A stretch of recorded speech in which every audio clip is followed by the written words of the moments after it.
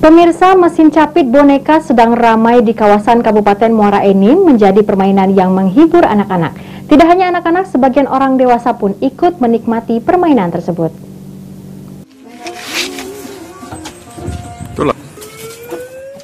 Sebuah warung di pinggiran kota Muara Enim, tepatnya di kawasan Transat Desa Karangraja, Kecamatan Muara Enim, mendadak ramai dikunjungi anak-anak sejak ada permainan mesin capit boneka 1 minggu terakhir. Terlihat sejumlah anak-anak bahkan orang dewasa berkumpul di depan mesin capit boneka untuk mengantri untuk bermain, dengan menggunakan koin khusus seharga Rp1.000 untuk mencoba keberuntungan mengambil boneka yang disukai.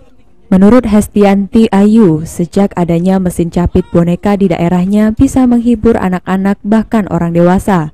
Pasalnya kawasan di tempat dirinya tinggal tidak begitu ramai penduduk. Dengan adanya permainan baru ini bisa meramaikan suasana. Permainan ini cukup menghibur karena untuk 1 kali bermain hanya butuh uang Rp1.000 saja. Hesti biasa menghabiskan uang Rp5.000 hingga Rp10.000 untuk sekali bermain, dan ia mampu mendapatkan 5 hingga 7 jenis boneka. Terhibur kan, anak-anak balik sekolah banyak dapat hadiah boneka. 1.000 1 koin. Biasanya habis Rp10.000, Rp5.000, tergantung. Dapat terus. Selama ini dapat berapa?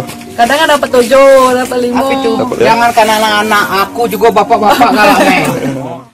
Di Muara Enim saat ini sudah mulai banyak mesin capit boneka yang dititipkan oleh pemilik permainan di warung-warung yang ada di pemukiman. Pemilik warung yang dititipkan permainan ini akan mendapatkan bagi hasil dari pihak pemilik alat. Dengan harga yang murah meriah, banyak anak-anak dan orang dewasa menyukai permainan ini karena penasaran untuk mendapatkan boneka yang ada di box kaca sebagai hadiah. Mardiansyah, PAL TV.